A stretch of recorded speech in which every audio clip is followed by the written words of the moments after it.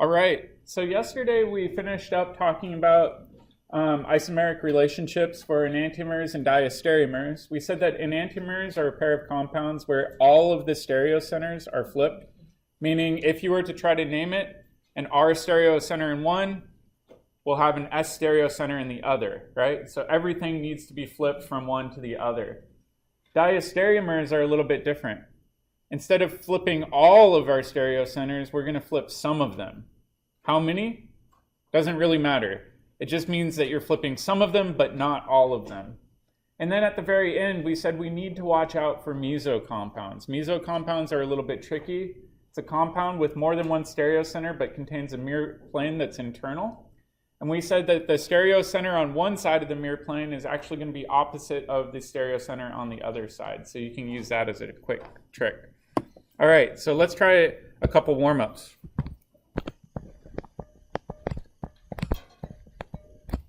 Zoom in a bit.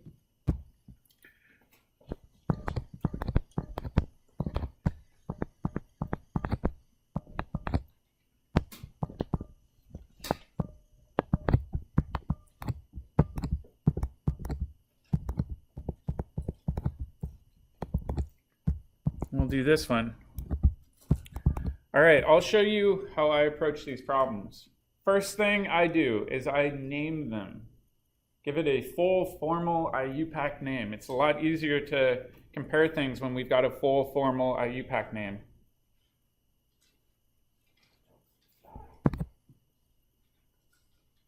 So I would go ahead and say, well, I've got a 5-carbon backbone here.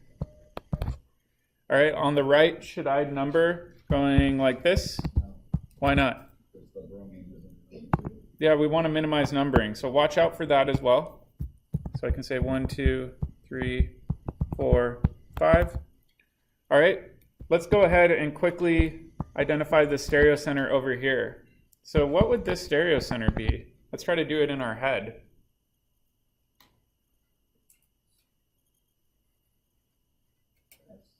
Yep, it would be S.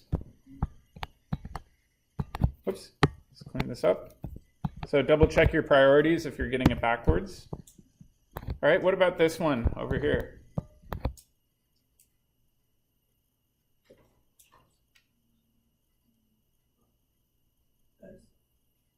I would say it would be R, right?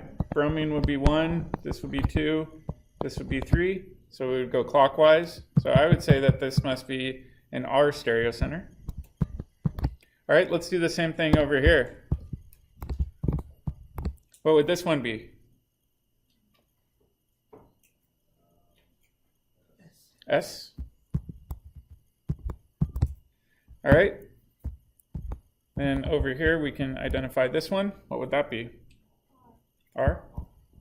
All right, a lot of students look at this and they say, all right, if we are looking at this, the bromine substituent in either situation is R, but the chlorine is S. So are these identical? Why not? Their position on the carbons are different, right? So let's go ahead and name this. So in the first one, carbon 2 we said was an S, carbon 3 is an R. So we include that at the beginning of the IUPAC name. And then we would say 3-bromo, 2-chloro-pentane. And then over here, it's a little bit different. We've got 2R, 3S, 2-bromo, 3-chloro-pentane. So the way I notice this is, you see how the root changed here? Meaning the parent and the substituents changed. These are different. Which implies what? Are these enantiomers? Nope, they must be constitutional isomers.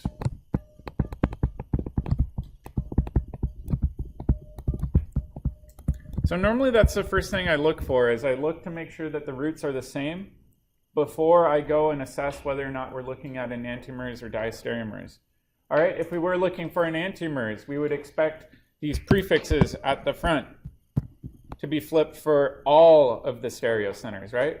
With diastereomers, we would flip some, but not all of them. So that's a nice trick you can do, but be careful when you're doing these. It's really easy to look at these. They're spun around, they're shown differently. It's easy to jump to conclusions. A really good way of checking is to always go through and do the full formal IUPAC name. All right, let's do one more.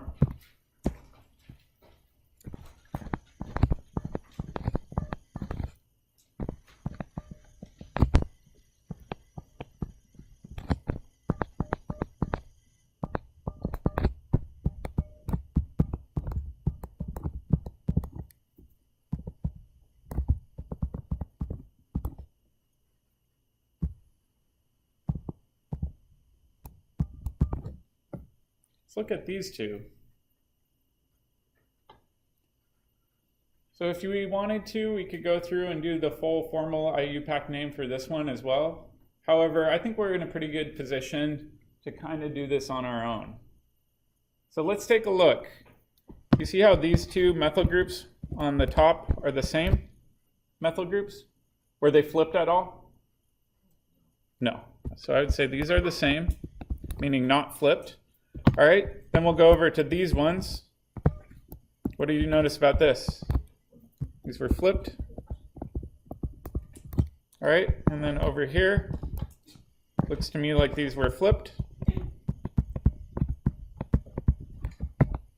All right, so knowing that one of the substituents is the same, but the other two were flipped, what does that tell us? Diastereomers. So you can also use that technique.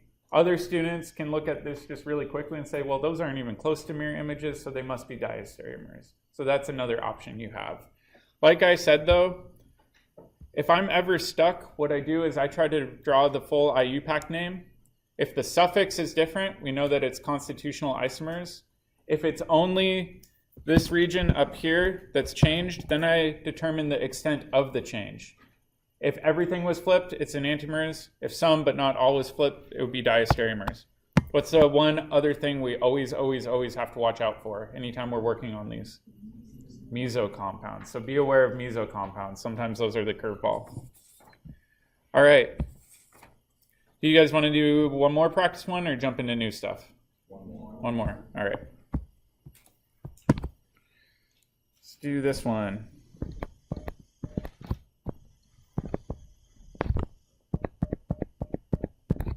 We'll do a cyclopropane.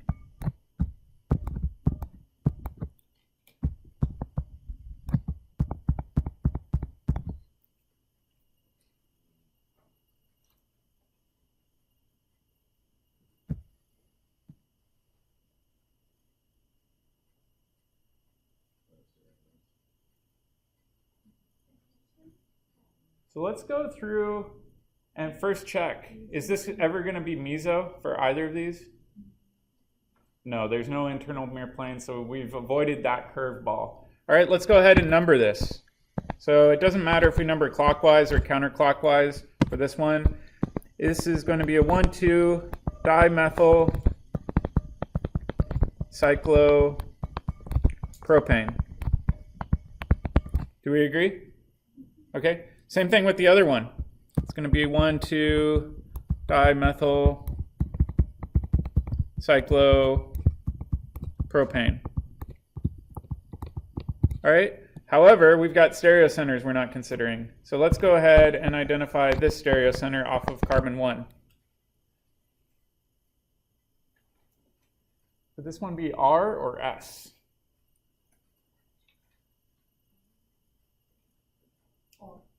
It would be R. All right, and then what about off of carbon 2?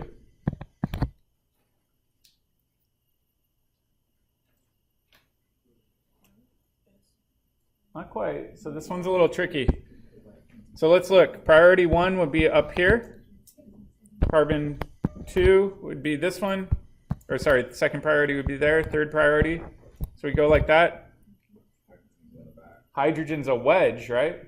Off of that stereocenter. So we need to flip from S back to R for this one, right? So even though we're twisting to the left, We flip it to an R because that hydrogen that's coming off must be a wedge.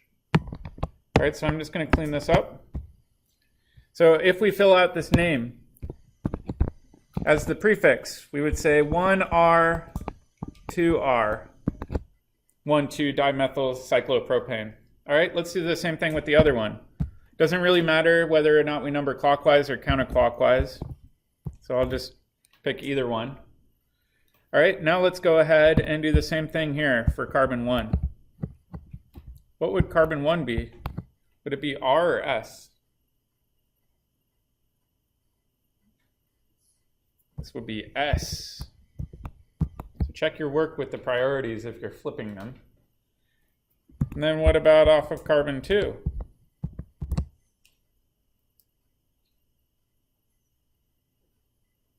What do you think? I think it would be S for this one as well. So make sure that you're capable of assigning stereochemistry correctly.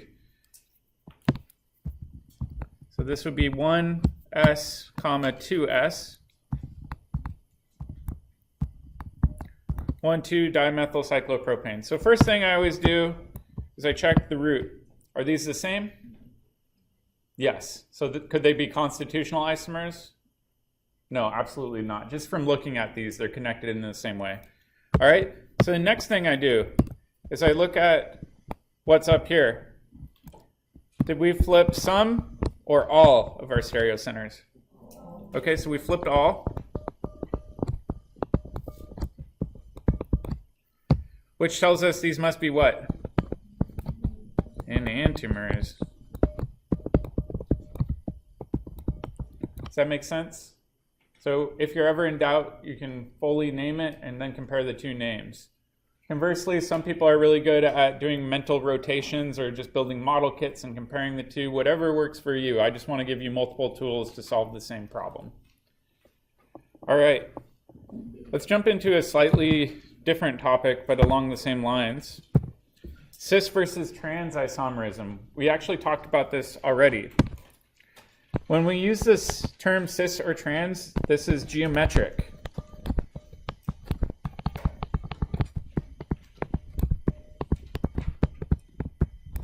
Not absolute. What do I mean when I say absolute?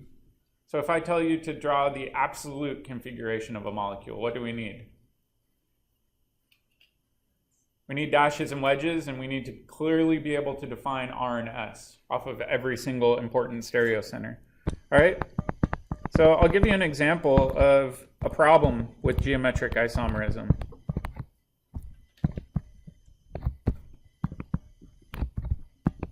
Oops.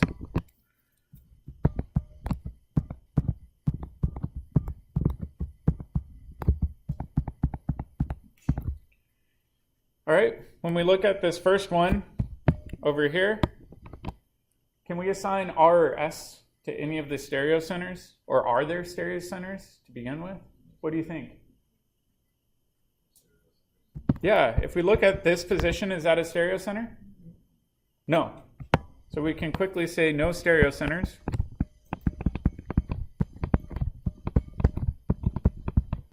For either of these.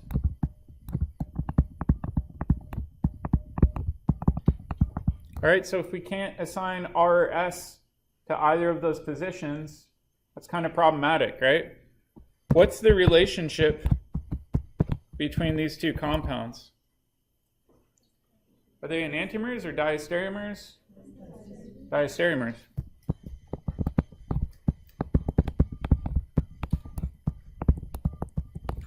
All right, do diastereomers have the same physical properties? No, they have very, very different physical properties. So these are diastereomers with very, very different physical properties. We can't name them with R or S labels. The only labels we have to name them with is cis or trans, right? So in this case, the correct name for this molecule, would it be cis or trans on the left? Cis. So it'd be cis 1,4-dimethyl cyclohexane. This one would be trans 1,4-dimethyl cyclohexane. So the thing I want to indicate is these prefixes are commonly used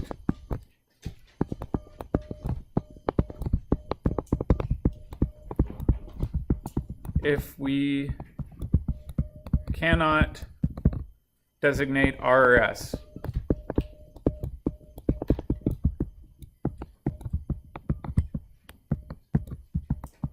Does that make sense? It's the only option we have to distinguish between these two diastereomers that have very different physical properties. All right, let's try another one though. Let's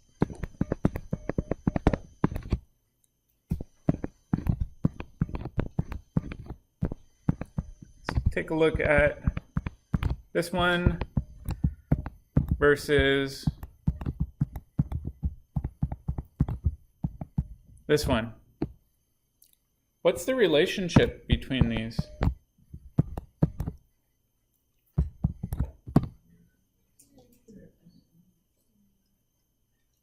Are they the same?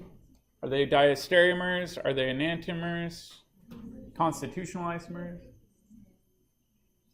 It's a little bit weird.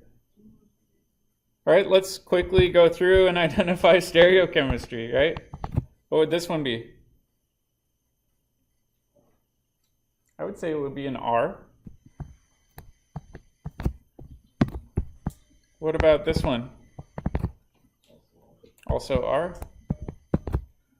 Over here, if we look at this one, it seems like we flipped it, right? So this must be S. Then over here, what would this one be? Also S. All right, so let's go back to the original question. Just 1 second, we'll come back to you. So if we flipped all of them, what does that tell us? Enantiomers. So what was your question? That's a hexagon. Okay. Yeah. That's a fair question given my artistic abilities. It's all right. Let me fix this for you.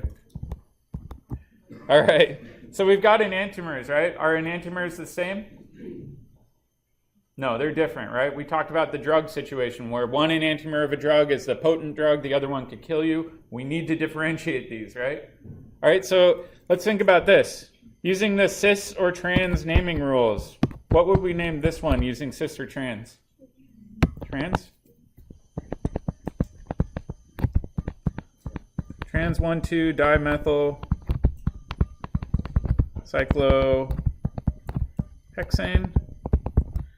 On the right side, what would this one be called? Trans 1,2-dimethyl cyclohexane. So let's say you're a pharmacist, right? And you say, hand me a bottle of trans whatever. But we know that there's a possibility of it being one enantiomer or the other. Is that a very good system? No, that could be incredibly dangerous. So in this situation, this is confusing. So it's not clear which enantiomer.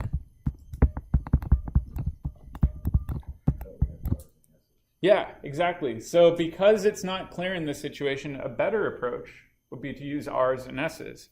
So let's name the first one using R's and S's. It'd be 1R, 2R. Dimethyl cyclohexane. Versus this one on the right would be 1S, 2S. Whoops, I forgot my 1, 2. Sorry about that. Let me cheat.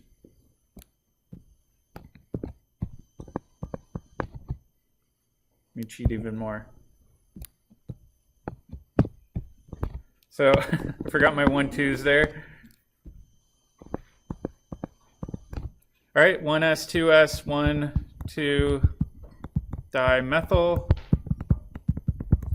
cyclohexane.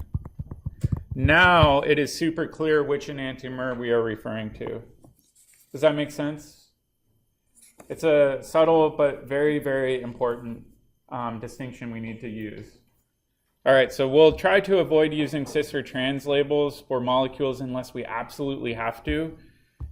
Those situations where we absolutely have to are situations where we don't have defined stereocenters. All right, now for something completely different. I'm going to actually give you a preview for alkenes.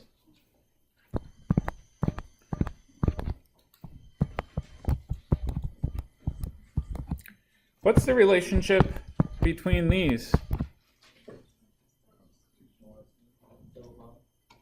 So in either situation, we have a double bond between carbon 2 and carbon 3. So I'd say structurally, these have the same connectivity of atoms, right?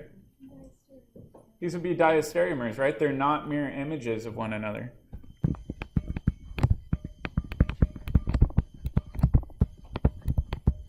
All right, using a common labeling scheme, would this one be cis or trans? Cis. Okay, we could just say this is a cis double bond because both methyl groups are on the same side. Conversely, we could say both hydrogens are on the same side. Over here, this must be trans because the methyl groups are on opposite sides, and then conversely, the hydrogens are on opposite sides. So in this situation, cis and trans works just fine for talking about alkenes. Can we label R or S for alkenes? No. Okay, so let's make a note that cis and trans can only be used when comparing identical groups. In this case, it worked out just fine. We had identical methyl groups coming off the double bond. We also had identical hydrogens, no problem. All right, but let's take another example.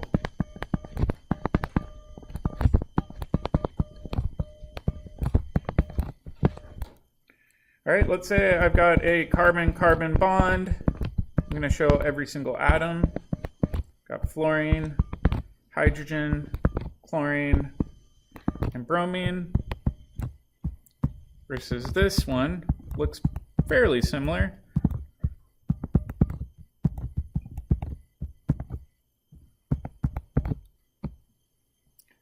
So what's the relationship between these two? What do you think? Are these mirror images? What about if we rotate the double bond?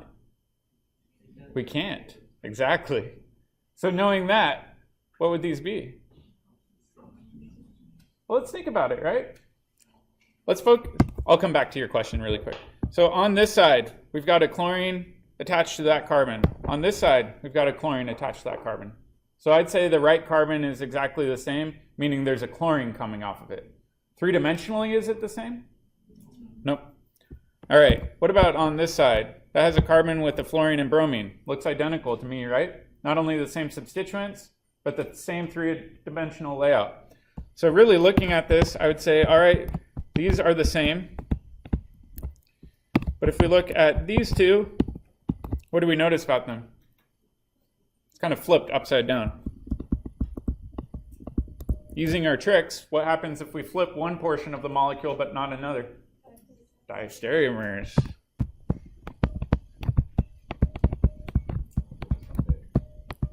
Another way of thinking about this is they're connected in the same way, meaning it's a carbon, chlorine off the right, it's a carbon, fluorine, bromine off the left. However, they are not mirror images of one another, so they must be diastereomers. All right, so I'm just going to erase this so we have more space. Next question is which one's cis and which one's trans? Cis and trans can only be used when comparing identical groups. Do we have any identical groups to compare? No, so we can't use cis or trans. All right, so let's make a note.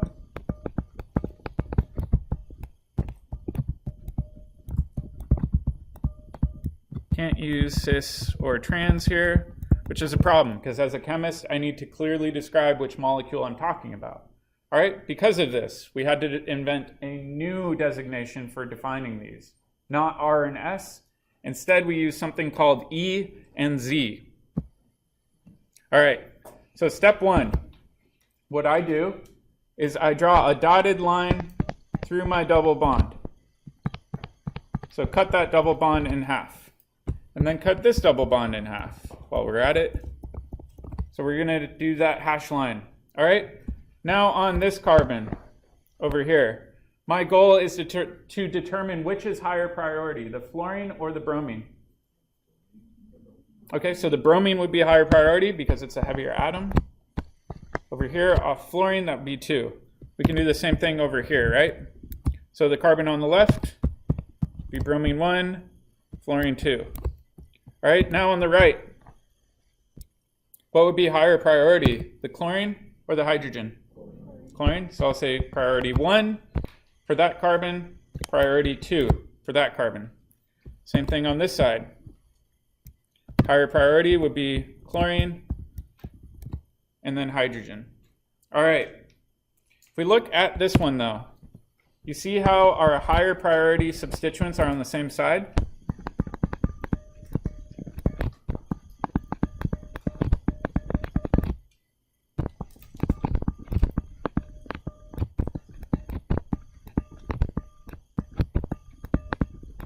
Where over here, if we look at this one and that one, these groups are on opposite sides.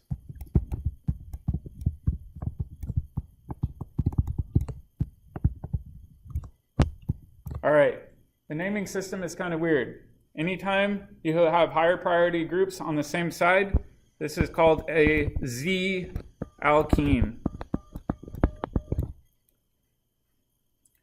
Anytime you have them on opposite sides, this is an E alkene. All right, want to know my trick for remembering this? It'll stick with you, at least that's my hope. I had a heck of a time remembering this in undergrad, the difference between E or Z and how to remember which one's which. The trick I use is to have a French accent, and then I say the same side, right? For Z, it works, believe it or not. So the same side has the higher priority groups on the same side. So you can use that if you want. Or if you find something better, let me know so I don't embarrass myself. All right. Why did we say it out loud during the test? Yeah, exactly. So we haven't talked about how to name alkenes yet, but later on we will get into naming alkenes. But now we can define the three-dimensional layout of alkenes using E and Z if needed, or we can use cis or trans when needed. So we've got an additional tool in our toolbox. Does that make sense? So it's kind of a sneak peek. All right. So next thing, purification/isolation. So let's talk about constitutional isomers really quick.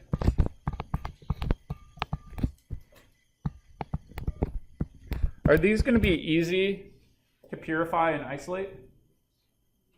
Yes, in fact, we already talked about that. Because they have different connectivity, they'll have very, very different physical properties.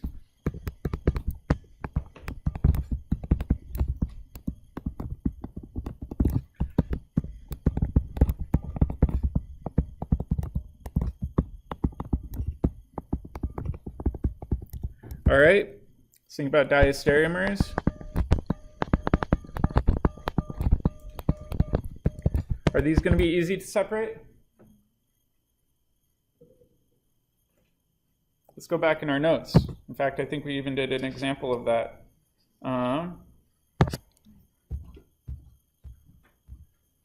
Is it this page? I think it was overview of isomerism. Diastereomers, up here, we said they have the same connectivity, but they're not mirror images. And then I gave you an example of a situation where we didn't have mirror images, but we had the same connectivity.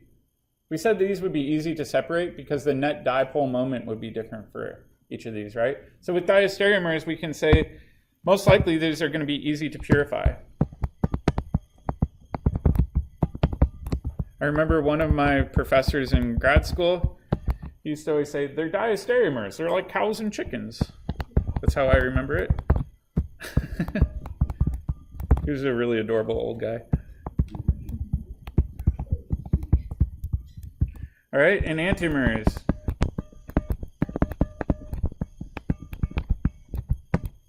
Are these going to be easy to purify? It's going to be hard to purify.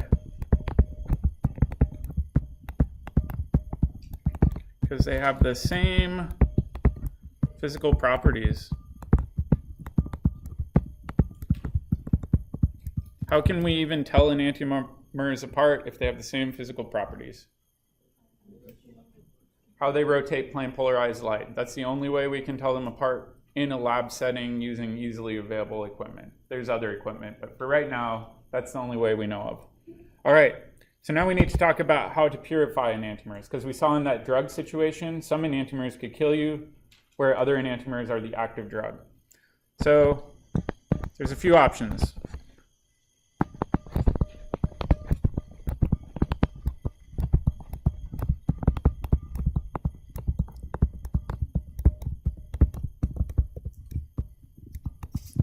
So let's talk about these, and this gets fairly advanced fairly quickly.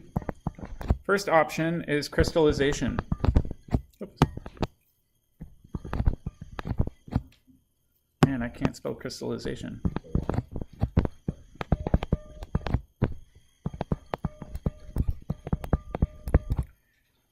All right. Cool thing with this is each enantiomer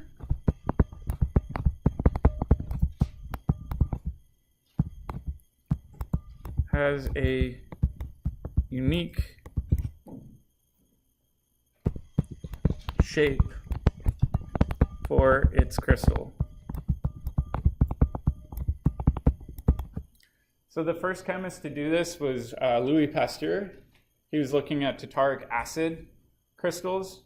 Tartaric acid, if you're a wine drinker, is usually the crystals that are at the bottom of your wine bottle. So if you ever have a wine bottle and you notice that crystally gunk on the bottom, that's tartaric acid. So Louis Pasteur knew that was made in the fermentation process, and he looked at them under microscopes. And he noticed that the crystals were shaped slightly differently. They were mirror images of one another. And so what do you think he did? He got itty-bitty tweezers and moved them into one pile and another pile, and one pile and another pile. So this required physical tweezing.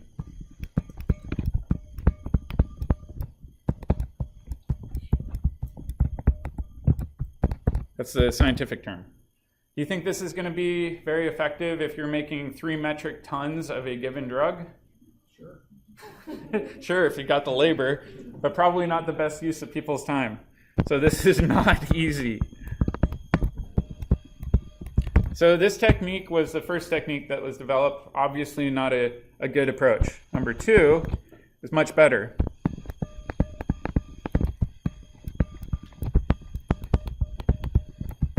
These are called chiral resolving agents. And I'll kind of describe what's going on. So we'll explain this using a drawing. So let's say I've got this group right here that is mixed with the opposite enantiomer. So the opposite enantiomer would have that NH2 as a dash. Makes sense? So over here, this is just going to be our mix. All right, so we got a mix of each of these. We need to separate them out, but they have the exact same physical properties. What are we going to do? Well, one trick is to actually use acid-base chemistry. Oops.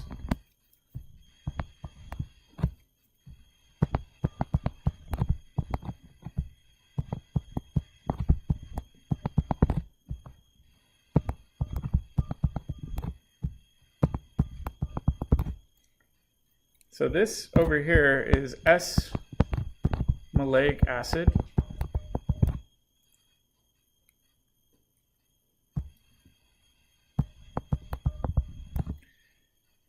And S-maleic acid is kind of unique. We can get it from a plant. Plants are really good at making one specific handed molecule. They don't make the opposite enantiomer. Nature is very picky about what it makes. It doesn't make mixtures. So in this case, we can isolate this from plants. And if we do acid-base chemistry, most acidic site is definitely going to be right here, right off the carboxylic acid, right? That's the most acidic proton in this molecule.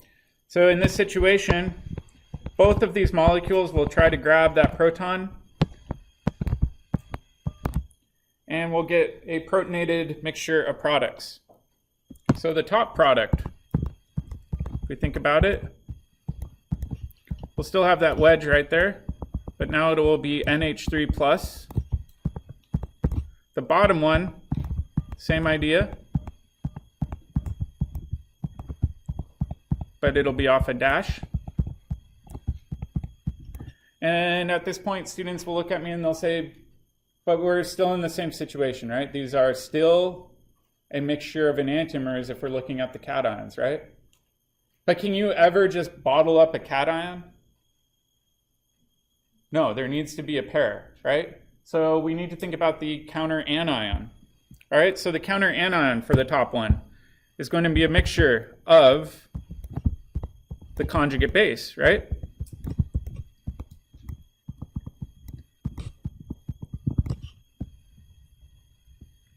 So really, when we isolate this, we're not isolating just a cation, we're isolating a mixture of both of those, right? Same thing with the bottom one.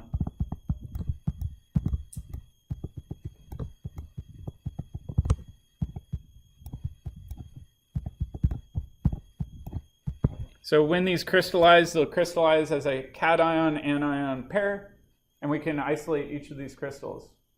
All right? What's the relationship between these now? Let's think about our stereocenters, right? So looking at this, see how we flipped that one? So in one crystal, the NH3 is going to be a wedge, and the other crystal, the NH3 is going to be a dash. And then over here, we've got a wedge and a wedge. So it looks like we flipped one of the two stereoisomers in this ionic pair. So what must they be? Diastereomers.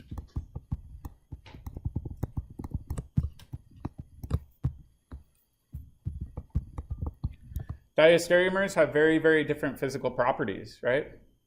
So by forming a mix of diastereomers, we can actually separate them as diastereomers. Once we separate out the diastereomeric pairs, what could we then do to get our pure enantiomer of our starting material? Yeah, do a base reaction. Remove that proton. You don't need to worry about any ion pairing at that point, and you'll have your pure enantiomer left over. So it's kind of a clever workaround for dealing with all of that. All right, so in this situation, let's make some notes. We created a set of ionic compounds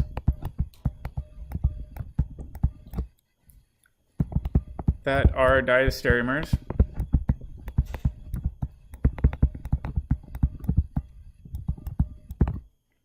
Diastereomers are easy to separate.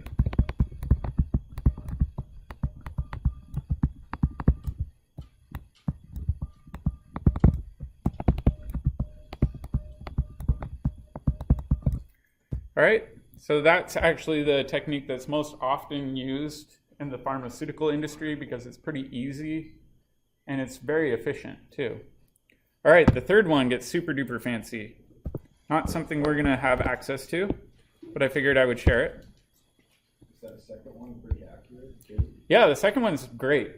If you do this, acid-base chemistry is reliable. It works 100% of the time.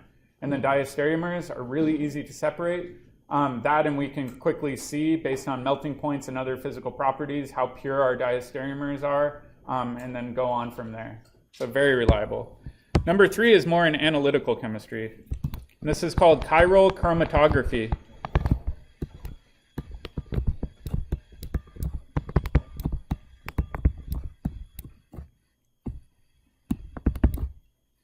So chromatography is unique.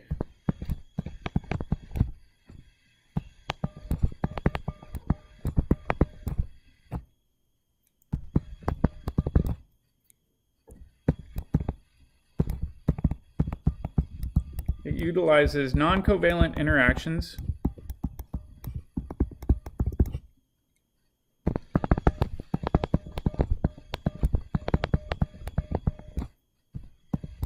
with a stationary phase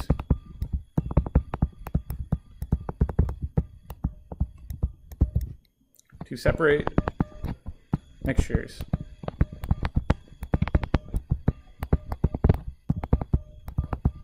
So what I mean by that is the analogy I like to use is imagine a bin full of left-handed and right-handed baseball gloves, right? My stationary phase would be a bunch of hands reaching in that are all right-handed. Which sort of gloves do you think we're going to grab first? The right-handed gloves, right? Because my right hand wouldn't fit very well into a left-handed glove. So we can actually use that to separate out molecules. So the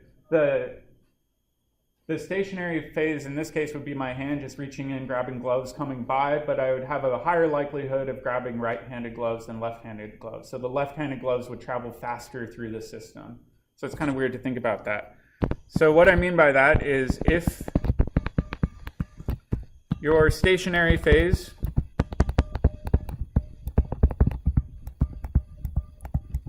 is chiral, then enantiomers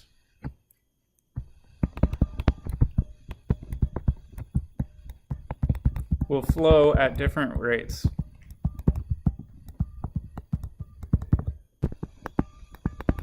So you might be thinking, that sounds pretty handy. The logistical problem is, again, this is normally done on a very small scale because these stationary phases are quite expensive. They're not very durable. So if you're trying to make metric tons of a drug, it's not a good approach to push everything through a chiral column. The main utilization for this is actually in the pharmaceutical industry. What they do to test a drug is they have an analytical column full of a chiral stationary phase, and then they can actually see, are we getting one product flowing out, or are we getting one product flowing out first and then a second one flowing out second? If it's pure, what should we get? Only one, right? So you can actually use that as a quantitative tool for determining whether or not your compound's pure, and then if it's not pure, how much of each compound were you getting out in the very end? So it's a kind of clever technique. It's just very expensive. All right, I think that's where we're going to stop today. Tomorrow, when we come in, it's going to be primarily working on an in-class activity, and then I'll also show you how to interpret Fisher projections.